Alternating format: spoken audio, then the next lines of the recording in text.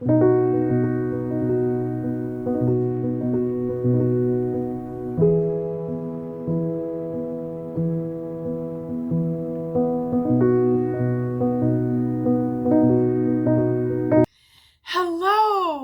and welcome to another episode of my podcast. My name is Cheryl, and this is Cappuccino Crafts, my little channel on YouTube, and my corner of the general interwebs where I like to talk about knitting and sometimes crochet and books and TV and movies and life and other chatty things that I want to share with you. Thank you so much for choosing to watch this video and spend a little bit of your time with me. I really hope that you enjoy it. So please settle in, get yourself a delicious beverage, and let's have a lovely visit. So today my beverage is another San Pellegrino soda, blood orange. I just am short of time today, and I didn't have time to brew some tea before I came up here to record. So this is where we are. There we go. Yeah, it's another Monday. It is August 23rd. I can't believe where this month has gone. It's just been so fast. It's been busy, and mostly good busy, not bad busy. So I'm happy about that. I hope you're doing well. Let's start with a little update on my only project that I'm working on, which is the Etta Summer Tea. And here we are. The body is growing and growing. We are well into the hip increases. I think I've done 5 sets, 4 or 5. I'd have to go back and count. But just to give you a little idea, a couple of weeks ago when I put the stitches on a holder and tried it on to check the length and where the waist was, I put a progress keeper in just like 2 or 3 rows below where I put the holder in. And so in the past couple weeks, this is how far I have gotten those inches. And yeah, it's going really well. This is the 4th ball of the yarn. I have one more. So this should definitely, I definitely am not going to be short of yarn. I did buy extra just to be sure. But yeah, I am really pleased. And if you are doing any crafting or creative projects, I hope that yours are going well. I need to take a little sip.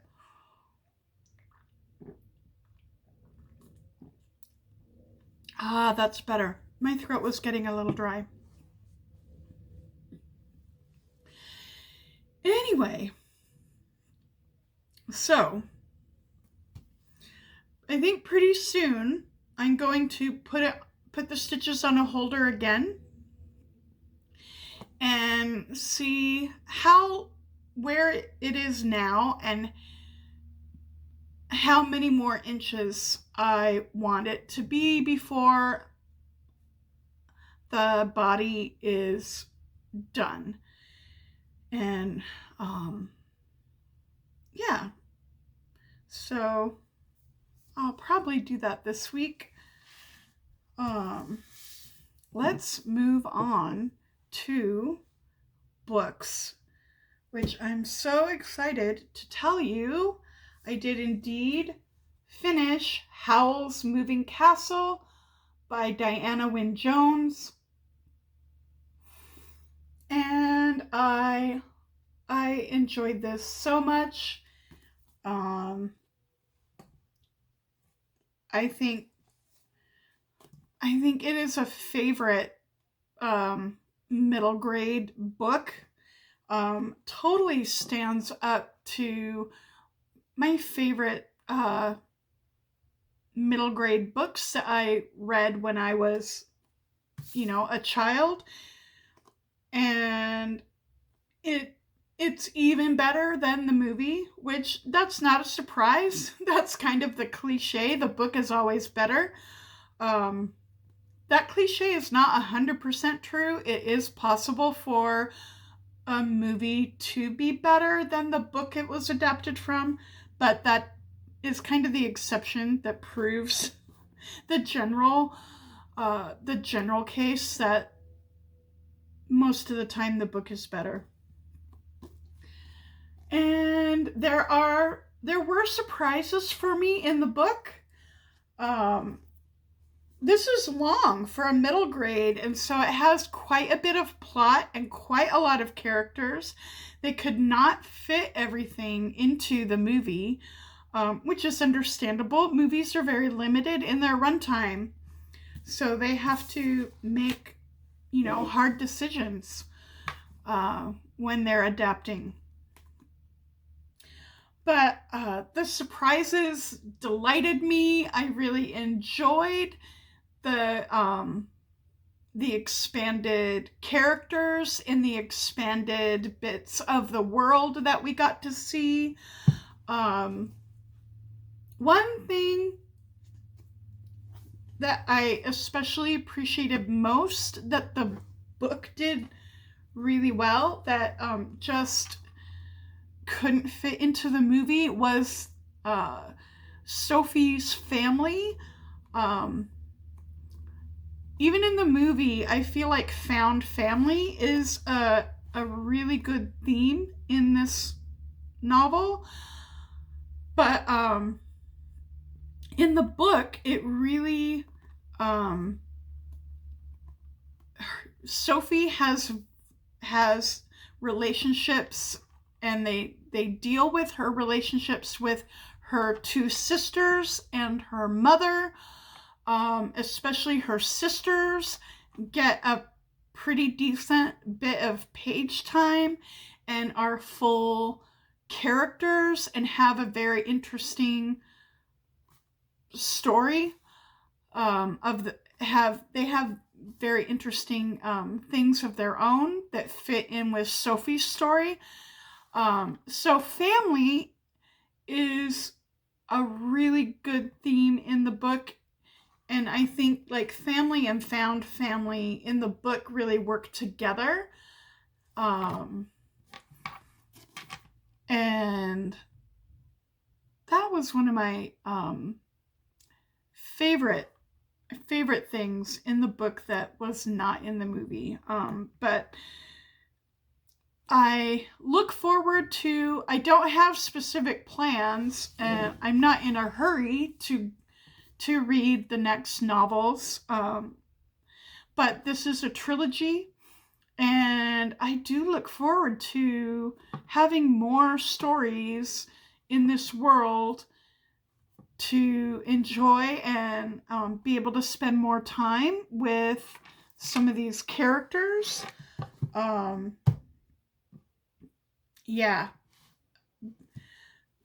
This really deserves its position as a beloved classic in children's literature. Absolutely. And I, earlier today, I'm fresh off finishing The Tiger Flew by Larissa Lai. And what to say about this book? It is a wild, wild ride. It's definitely like pandemic apocalypse, and it's got a lot of sci-fi elements and concepts in it. It also, I think, there are parts of this that are sci-fi horror. So it's really, it's a bit of all of those things. And after that chapter 31, where I was like, this just like went to 11 in the psychedelic and weird, it stayed there pretty much. I mean, not at that peak, but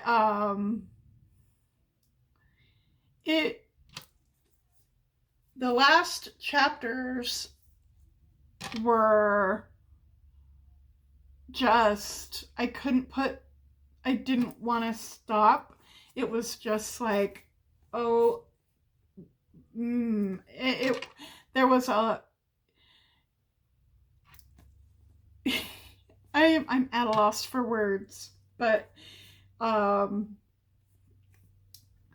this is really, really weird and wild. It's a crazy ride. You will not fully understand everything. There are so many things that are just kind of not really explained fully. And this is also, because I did mention, this has horror aspects to it. This does get really dark and violent, and like, not like cartoony, pretty, exciting violence. It's gory and yucky and gritty violence. So this is, I am so intrigued by the concepts and all the wild, wild things in this book, but I think I would really not, I don't know if I'll ever reread it. I'm really glad I read it. I'm very glad I read it. It's so intriguing, so surprising, so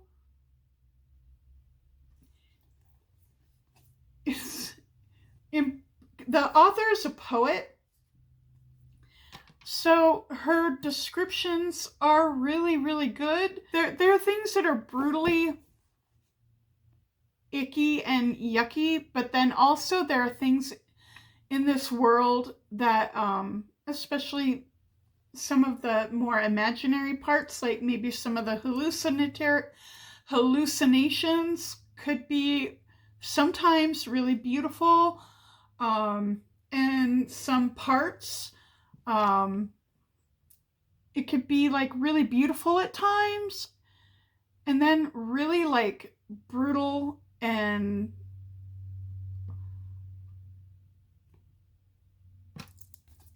her writing style hits you. It really hits you. It feels visceral.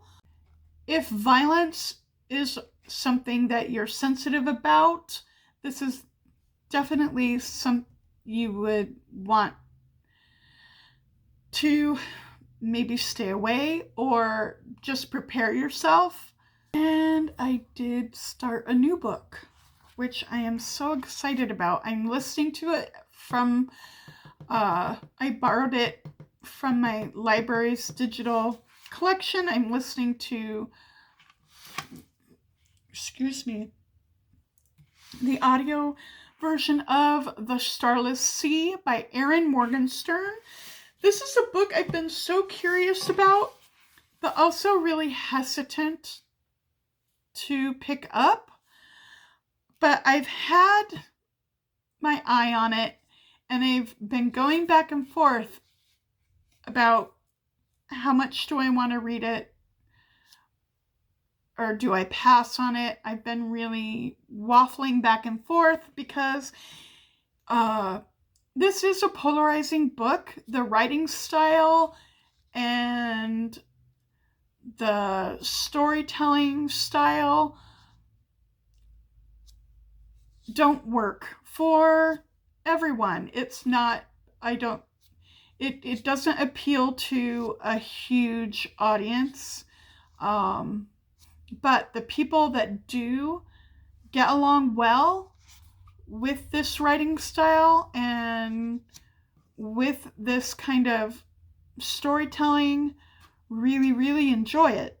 And I didn't know whether it would be a book for me or not. And I thought it could be great, but I also didn't like the idea of being disappointed by it because it was a book that I wanted to like.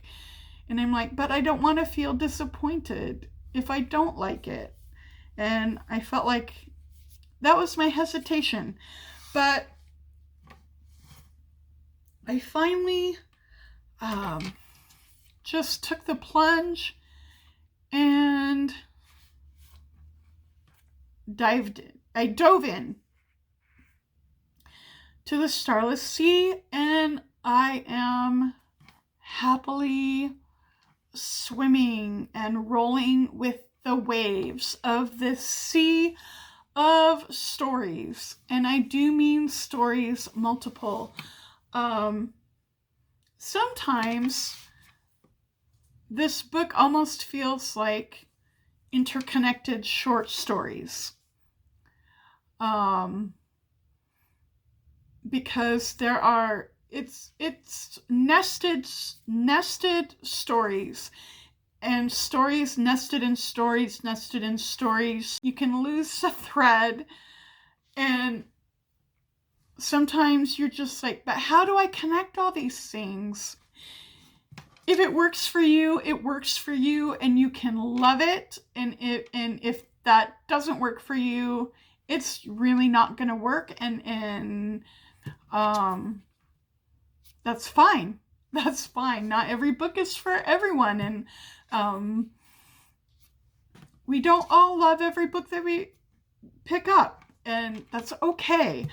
I was really relieved and happy that I enjoyed it, and that I am a reader for this book. And the atmosphere, the writing style is so atmospheric. It's a little bit flowery, a little bit old-fashioned fairy tale. And some of the smaller stories do feel very much like old-fashioned fairy tales. If you love those vibes, if you love that atmosphere, you're going to just enjoy spending time in this world with these stories. I'm kind of like, I'm enjoying this story universe so much, I kind of really don't care where we go. I just want to keep exploring. And so if I miss some of the connections, if I'm not sure where a certain thread really goes, I just let it go, and I'm like, I'm just here in this world exploring and having a super great time. So I am also still continuing to progress in Assassin's Apprentice by Robin Hobb, which is a classic epic fantasy in ye old medieval European kind of world with magic, and it focuses a lot on the politics of the kingdom and fits the main character is in training to become an assassin under orders of the king, to be the king's political tool. And that is because Fitz is the son of the oldest son of the current king. And Fitz's father was in line to be the first heir of the throne. But when it became public that Fitz was his illegitimate son and that he had an illegitimate child out of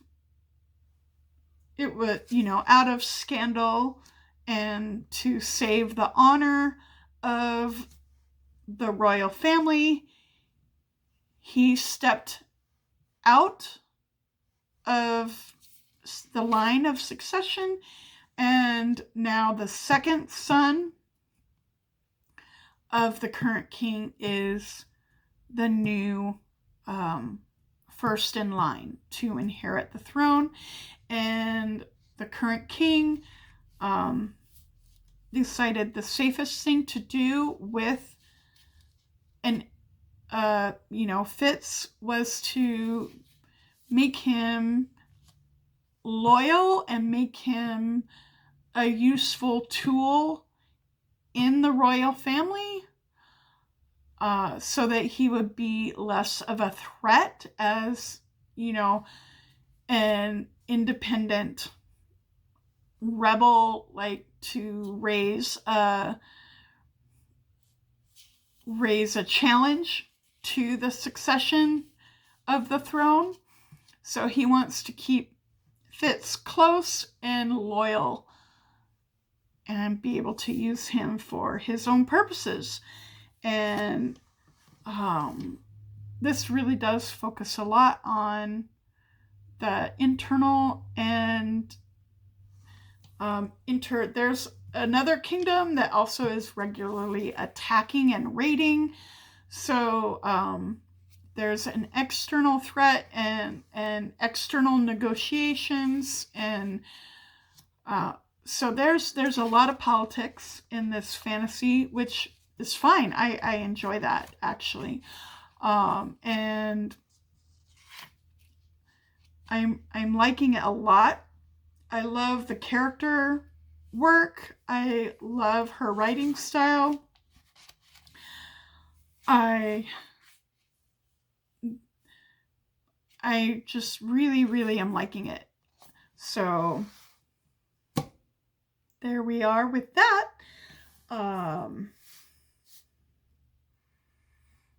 And I'm thinking if there are any other chatty things or... Not really. I think that's all that I want to talk about with you today. So I hope that your reading is going well. I hope that you are enjoying what you're reading. I'd love to hear about your crafting projects or what you're currently reading in the comments below the video and chat with you there. Yeah, I really enjoy interacting in the comments, and take care. I hope that you and your family and all of your loved ones are well and safe, and talk to you next time. Bye-bye.